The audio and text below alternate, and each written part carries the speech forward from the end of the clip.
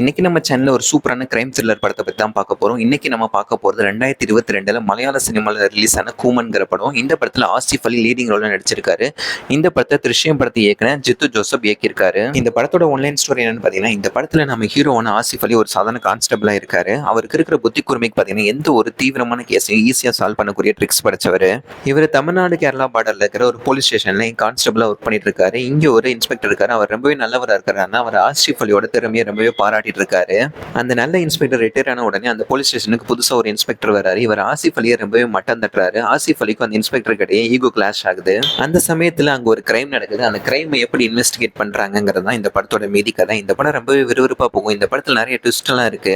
இந்த படத்துல ஆசிஃப் அலி ரொம்பவே சூப்பரா நடிச்சிருக்காரு. முக்கியமா இந்த படத்தோட இயக்குனர் ஜித்து ஜோசப். இவர் த்ரில்லர் படங்கள் வந்துட்டாலே சூப்பரா கையாளக்கூடியவர். அந்த மாதிரி இந்த படம் ரொம்பவே சூப்பரான ஸ்கிரீன் பிளேல எடுத்திருக்காரு. இந்த படம் வழக்கமான மலையாள படங்கள் மாதிரி ஆரம்பத்துல ஷோவா பண்ணாலும் கடைசியில ரொம்பவே விறுவிறுப்பா போய் நிறைய ட்விஸ்ட் எல்லாம் இருக்கும். நீங்க தமிழ் டப்ல சூப்பரான ஒரு கிரைம் இன்வெஸ்டிகேஷன் மூவி பார்க்கணும்னு நினைச்சீங்கன்னா இந்த படத்தை கண்டிப்பா ஒரு தடவை ட்ரை பண்ணி பார்க்கலாம். இந்த படம் அமேசான் பிரைம்ல தமிழ் டப்ல அவைலபிளா இருக்கு. இந்த மாதிரியான ஷார்ட்டான மூவி ரிவ்யூஸ்க்கு நம்ம சேனலை மறக்காம சப்ஸ்கிரைப் பண்ணிக்கோங்க. அடுத்து எந்த படத்தோட ரிவ்யூ போடலாம்னு கமெண்ட் பண்ணுங்க.